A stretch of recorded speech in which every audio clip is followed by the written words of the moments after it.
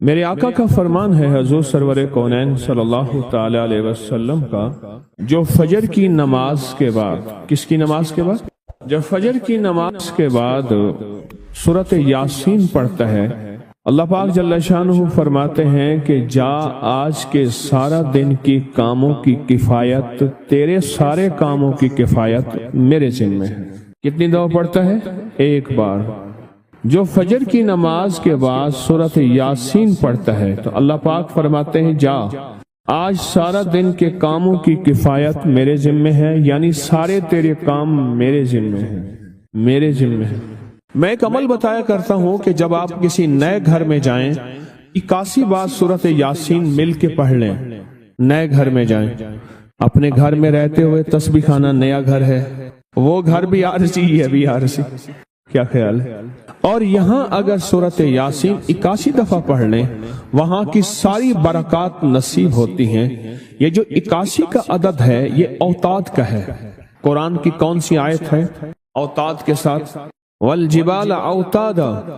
اوتاد عربی زبان میں میخوں کو کہتے ہیں، ہم نے پہاڑوں کو میخیں بنا دی ہیں، اوتاد۔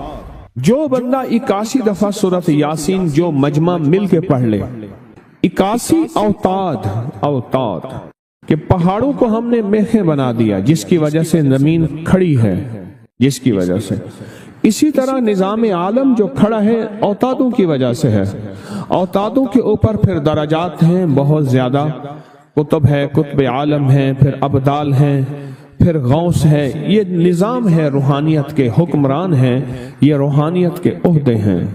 جو مجمع مل کے فجر کی نماز کے بعد 81 دفعہ سورۃ یاسین پڑھے، آپ تو 81 سے زیادہ پڑھ چکے ہیں، سوچیں کئی 81 پڑھ چکے ہیں، بہت بڑا مجمع ہے ماشاءاللہ۔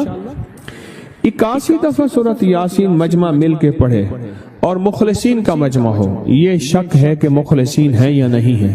مثلا آپ جائیں اور آپ جا کے کہیں سے بندے اکٹھے کر کے لائیں اور انہیں لاکھ مخلص ہونے کا 1 گھنٹے کا گھوٹا لگائیں اور ان سے بات کریں، پھر بھی شک ہے مخلصین ہیں یا نہیں ہیں۔ اور یہاں الحمدللہ آپ سارے مخلصین بیٹھے ہیں، کہیں الحمدللہ۔ اللہ کے لیے آنے والا مخلص ہے، اللہ کے لیے رہنے والا مخلص ہے، اللہ کے لیے بیٹھنے والا مخلص ہے۔ جب مخلص ہوں اور 81 دفعہ سورۃ یاسین پڑھیں تو فرمایا اللہ جل شانہ اس کی جگہ کے لیے ایک لفظ ہے، رب ادخلنی مدخل صدق واخرجنی مخرج صدق واجعلنی من لدنک سلطانا نصیرا۔ اس کا مفہوم یہ ہے، آیت کا ترجمہ اب میں مفہوم بیان کر رہا ہوں۔ اے میرا مولا، میرا یہاں آنا، ادخلنی مدخل صدق واخرجنی مخرج صدق، میرا رہنا، میرا جانا، میرا آنا، میرا بیٹھنا، اے سخی آقا اس کو ایسے بنا دے جیسے تیری بارگاہ میں کوئی بادشاہ ہوتا ہے، کوئی سلطان ہوتا ہے اور کوئی بڑا ہوتا ہے، اور تو اس کے لیے کیا مسندیں بچھائے گا اپنے خزانے غیب میں، جو تیرے خزانے میں بادشاہ جنت کا ہر جنتی بادشاہ ہوگا، ہر جنتی بادشاہ ہوگا۔ اس کے لیے قالین ہوں گے، اس کے لیے نعمتیں ہوں گی، اس کے لیے انعامات ہوں گے، اور اس کے لیے حیرت انگیز برکتیں ہوں گی۔ فرمایا جو 81 دفعہ پڑھے گا اللہ کے خزانوں میں، اس کا شمار بادشاہوں میں ہوگا۔ جو 81 دفعہ سورۃ یاسین پڑھتا ہے اس کی چاہت سے ملتا ہے، ضروری نہیں وہ کہے۔ اس کو گہرائی سے سوچیں، اس کو پھر سوچ کے سوچیں۔ جو 81 دفعہ سورۃ یاسین پڑھتا ہے اس کی کس سے ملتا ہے؟ چاہت سے ملتا ہے۔ وہ جو چاہتا ہے اللہ دے دیتا ہے۔ فجر کی نماز کے بعد 81 دفعہ سورۃ یاسین پڑھنے سے اللہ اس کی چاہت کے مطابق دے دیتا ہے۔ حضرت گیسو دراز بندہ نواز ایک بزرگ گزرے ہیں، بہت بڑے اللہ والے تھے، ان کی زلفیں تھیں گیسو دراز۔ ان کا معمول تھا کہ ان کی خانقاہ میں روزانہ 81 دفعہ سورۃ یاسین پڑھی جاتی تھی اور پھر دعا مانگی جاتی تھی۔ جتنے افراد ہوتے تھے 81 ہوتے تھے، تھوڑے ہوتے تھے، آپس میں تقسیم کر کے فجر کے بعد سورۃ یاسین پڑھتے تھے اور پڑھنے کے بعد پھر دعا مانگتے تھے، اور ایک بات اللہ سے کہتے تھے کہ اللہ، یا اللہ ان پڑھنے والوں اور ان پڑھنے والی کی 81 نسلوں کو اے اللہ نہ محتاج بنانا، نہ فقیر بنانا، نہ منگتا بنانا اور نہ اپاہج بنانا۔ اللہ کے اس ولی کی یہ دعا ہوتی تھی، اور سورۃ یاسین کتنی دفعہ پڑھی جاتی تھی؟ 81 دفعہ سورۃ یاسین پڑھ کے دعا مانگتے تھے۔ اور قدرت کا نظام دیکھیں، تاریخ بتاتی ہے کہ ان کے اس محفل میں بیٹھنے والے جتنے بھی تھے، جنہوں نے دل کی گہرائیوں سے سچے جذبے سے، یہ نہیں ہے کہ فجر پڑھ کے سو گئے یا فجر سے پہلے ہی سو گئے، سچے جذبے سے جنہوں نے پڑھا، اللہ پاک نے ان کی نسلوں میں رزق، وسعت، دولت، ایمان، عافیت، بیٹے، نعمتیں، خیریں اور برکتیں عطا کی۔ اللہ نے ان کی نسلوں میں وہ چیزیں عطا کی جنہوں نے فجر کی نماز کے بعد مل بیٹھ کر 81 بار سورۃ یاسین پڑھی۔ کیوں؟ 81 اوتاد ہیں کہ جو شخص یہ چاہتا ہے اللہ میری نسلوں کے لیے رزق کے دروازے کھلے رکھ، رزق روحانی اور رزق جسمانی، اللہ میری نسلوں کے لیے دنیا کی مہنگائیاں، حالات، کرائسس، ناکامیاں اور پتہ نہیں آگے مہنگائیوں کی صورتحال کیا ہوگی، لیکن اللہ مجھ سے اور میری نسلوں سے رزق نہ چھین، تو فرمایا اس شخص کو کہے کہ سورۃ فاتحہ پڑھ، اور سورۃ فاتحہ کو ایک بار پڑھ، اور جب پہنچ ایاک نعبد و ایاک نستعین، اس کو 40 منٹ ایسے وجدان، ایسے درد، ایسی کیفیت کہ کوئی دنیا کا کوئی فرد مجھے یاد نہ رہے سوائے اس کی ذات کریمی کے، اور اس کو دہرا دہرا دہرا دہرا، اس کو دہرا، اور کہا کہ میں نے وہ پڑھنا شروع کر دیا۔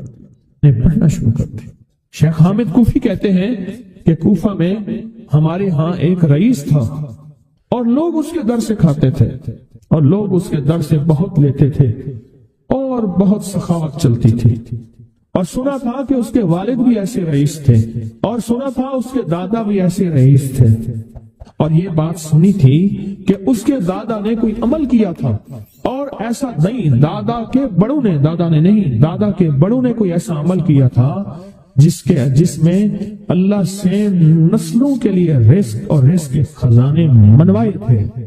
کتنے لوگ ایسے ہیں، مال دولت چیزیں، ایسے حالات اور گردش میں آئے کہ ناموری سے گمنامی میں چلے گئے۔ مجھے یاد ہے کہ میں ٹاؤن شپ میں ایک بندے سے ملا، یہ بات ہے آج سے کوئی 27-28 سال پہلے کم و بیش، ایسی چھوٹا سا کمرہ تھا اور مختصر سی 2-3 کرسیاں، ایک ٹوٹی سی میز، اور کہا کہ میں لاہور میں میرا سکہ چلتا تھا، میرا نام یہ ہے، نام مناسب نہیں، رازداری زندگی کا پہلا حصہ ہے، اور میرا نام یہ ہے، اور میرا اپنا ذاتی جہاز تھا، اور یہ مال تھا، اور یہ چیز تھا، اور آج میرا حال یہ ہے کہ اگر میں دوائی لوں گا تو یہ بندہ پیسے دے گا جو ساتھ کھڑا تھا، میرے پاس دوا کے پیسے نہیں ہیں۔ مجھ سے ہمارے مخلص ہیں، وہ کہنے لگے کہ میرے والد جن کے پاس جاب کرتے تھے ان کا بہت بڑا کاروبار تھا، انہوں نے اس دور میں 14,000 کی گاڑی لی تھی نئی، اور پھر 16,000 کی گاڑی لی، نئی گاڑی، کتنے کی؟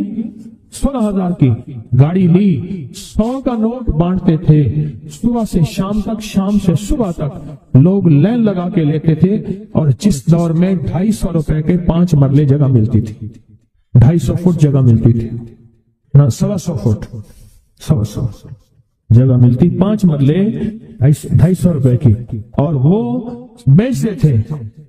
اور پھر ایک وقت ایسا آیا ہر چیز ختم ہو گئی۔ میرے پاس ایک ڈرائیور تھا، وہ کہنے لگا کہ میرے مالک ہیں جن کے پاس پہلے میں کام کرتا تھا، ان کے حالات آ گئے تو میں نے آپ کے پاس آپ کی ڈرائیوری کی، اگر رمضان میں کوئی بچا ہوا لنگر ہو تو انہیں بلا لوں، آپ دے دیں گے؟ تو ہم رمضان میں مجمع آتا تو کوشش کی جاتی ہے کہ ان کو کھانا تازہ کھلایا جائے، تو میں نے کہا ٹھیک ہے، کہا کہ کچھ پیسے بھی ہو جائیں۔ کون ہے؟ کہا کہ فلاں لاہور کا، نہیں جانتے آپ؟ ہاں جانتا ہوں، اتنی بڑی سوسائٹی ہے، بڑی مالداروں کی۔ کہا یہ 28 مربع جگہ انہی کی تھی، اور آج سے 40 سال پہلے انہوں نے یہ جگہ بیچی تھی، اور اتنے کروڑوں میں اتنے میں بیچی تھی۔ اب وہ ایک چھوٹے سے مکان میں رہتے ہیں، سب کچھ ختم ہو گیا ہے، سب کچھ ختم ہو گیا ہے، اور ان کے گھر کھانا نہیں ہوتا، اور آپ اگر کھانا دیں گے تو ان کے گھر میں 2-3 وقت اچھا گزر چلے گا۔ میں اپنی نسلوں کے لیے تمنگری منوا لے، اپنی نسلوں کے لیے رزق منوا لے، اپنی نسلوں کے لیے وسعت منوا لے۔ تو کہے کہ مال بہت ہے اور نسلوں کے کام آئے گا، مال رکھنا جائز ہے، حلال جائز ہے، لیکن یہ شرط نہیں ہے کہ وہ رہے گا یا نہیں رہے گا۔ یہ میری ساتھ چوک ہے، یہاں کرتبہ چوک، یہاں 2 پلازے مجھے بندے نے بتائے، اب اس کے نہیں ہیں، کہا یہ اور یہ اس بندے کا ہے، فلاں نام کے بندے کا، اور اس کا آج کچھ نہیں رہا۔ اب وہ جس کسائی سے گلبرگ میں ہے، یہاں لاہور میں، جس سے بہت منو گوشت آتا تھا اور بڑے بڑے رئیس دعوتیں پکتی تھی، چپ کر کے جاتا ہے اور وہ کچھ پیسے اس کی مٹھی میں ڈال دیتے ہیں اور وہ اس سے زندگی کا گزر بسر ہوتا ہے۔ میں یہاں لاہور میں فیروز پور روڈ پہ ایک جگہ گیا تو انہوں نے وہ جگہ پہ کھڑے ہو کے دکھایا، وہ سامنے جو بنگلہ ہے، میں نے کہا وہ تو محل ہے، کہہ رہے یہ اس بندے کا ہے، اب ایک کمرہ اس کو ہم نے دیا ہوا ہے اور وہ بنگلہ وہ محل، وہاں وہ کھڑکی اس طرف کی بند رکھتا ہے کہ میری نظر اس پہ نہ پڑے، وہ سب کچھ اس سے چھن گیا ہے۔ سنیں، یاد رکھیں، جو اللہ کے خزانوں سے ملتا ہے وہ تیری جیب سے جا نہیں سکتا، وہ دنیا کی جیبوں اور مالوں سے جو ملتا ہے وہ تیری جیب میں رہ نہیں سکتا۔ یہ جو عمل ہے نا، نسلوں کے لیے رزق منوانا، برکت منوانا، نسلوں کے لیے رزق منوانا، نسلوں کے لیے برکت منوانا، یہ جو عمل ہے، بس اب میں نے آپ کو عرض کیا نا کہ آپ پوچھیں کتنے دن کریں گے، میں نے کہا دل خود بولے گا، من خود بولے گا، اندر خود بولے گا۔ میں نے آپ کو کچھ واقعات سنائے ہیں، بڑی بڑی ہستیوں کے واقعات،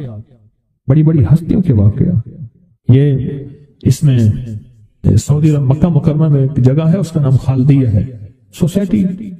میں وہاں ایک عرب سے ملا، شیخ ابو ترکی اسے کہتے تھے، تو اردو عربی تو مجھے آتی نہیں، بس تھوڑی بہت ایسے شد بدھ ہے، تو وہ تھوڑی ہی دیر میں کہتے تھے، ایسے اٹھتے تھے نا، کہتے تھے اللہم ایاک نعبد و ایاک نستعین۔ میری ان سے چند ملاقاتیں ہیں، بوڑھے تھے، بابے تھے، کہ ان کے بڑے آئے تھے، اصل میں خلافت عثمانیہ تھی تو ان کے بڑے ترکیہ سے آئے تھے، تو پھر مکے میں رہتے تو وہیں کے ہو گئے۔ ان کا جو خادم تھا وہ اردو بولنے والا تھا اور انڈیا کا تھا، اس سے میرا تعلق تھا، تو میں نے اس سے پوچھا، میں نے کہا تیرا جو ہے یہ بابا یہ کیوں پڑھتا ہے؟ یہ پتہ نہیں، مجھے پوچھ کیوں پڑھتا ہے؟ اس نے کہا جلالی بابا ہے، تو کہے گا مجھ سے، میں نے کہا میرا کہے، اچھا وہ میرے اشارے دیکھ رہا تھا، تو اس نے ابھی سے پوچھا کیا کہتا ہے؟ اس نے ڈرتے ڈرتے کہا کہ جی آپ یہ کیوں پڑھتے ہیں؟ تو بڑا خوش ہو گیا، کہنے لگا پہلا بندہ ہے جس نے مجھ سے پوچھا، آج تو کسی نے پوچھا نہیں، پہلا بندہ ہے جس نے مجھے یہ پوچھا ہے۔ کہا جب ہم چھوٹے تھے ہمارے پاس بہت غربت تھی اور تنگدستی تھی، تو میرے والد ہمیں بٹھا لیتے تھے اور ہم سورۃ فاتحہ پڑھتے تھے، اور جب پہنچتے تھے نا ایاک نعبد و ایاک نستعین پر، تو پھر اس کو میرے والد کہتے تھے دہراؤ، بہت زیادہ پڑھو، بہت زیادہ پڑھو، بہت زیادہ پڑھو، بہت زیادہ پڑھو۔ کام پڑھتے تھے، بہت زیادہ پڑھتے تھے، بہت زیادہ پڑھتے تھے، اور کہا میرے والد پھر دعا کرتے تھے اور ہم آمین کہتے تھے، اور میرے والد کہتے تھے چلو مبارک ہو، ہمیں جو ہے اللہ پاک وہ فلاں چیزیں، وہ حلاوے، وہ چیزیں کھلائیں گے۔ کہہ رہے ابے کو دیکھتے تھے، ابا جی ہمارے پاس تو پیٹ بھر کے روٹی نہیں ہے، آپ کہتے ہیں اللہ وہ کھلائے گا، وہ کھلائے گا، اور ابا ایسے خوش ہو جاتا تھا۔ کیوں؟ ابے کو یقین تھا کہ سورۃ فاتحہ اس کریم نے قبول کر لی اور میرا کام ہو گیا۔ وَمَن يَتَوَکَّلْ عَلَى اللَّهِ، ہاں میرے بندے میری ذات پہ بھروسہ کر کے دیکھ، میرے قریب آ کے دیکھ، مجھ سے دوستی لگا کے دیکھ تو صحیح، میں کر کے دکھاؤں گا۔ وہ طاقتور چیز ہے جو 7 نسلوں کو کھلاتی بھی ہے، پلاتی بھی ہے، سکون کی نیند سلاتی بھی ہے، اچھا لباس پہناتی بھی ہے، عزتوں کے تاج سر پہ رکھواتی بھی۔ نوری لقمہ اپنی زندگی کی ضرورت بنا لے، پھر کیا ہوگا؟ سورۃ فاتحہ کی آیات 7 ہیں، اللہ 7 آسمان اور 7 زمین کی جتنی بھی برکات ہیں، برکات من السماوات والارض، اللہ 7 آسمان اور 7 زمین کی ساری برکات اس کو عطا کر دے گا، اور لوگوں کو پتہ ہی نہیں ہوگا کہ یہ بندہ کتنا مالدار ہے، روحانیت کی طاقت اور روحانیت میں کتنا آگے ہے، کوئی پہچان بھی نہیں سکے گا۔ کہ روحانیت میں یہ بندہ کتنا آگے ہے اور کتنا آگے سے آگے بڑھ گیا ہے، کسی کو علم بھی نہیں ہو۔ نوری لقمہ اپنی زندگی کی مجبوری بنا لے اور نوری لقمہ اپنی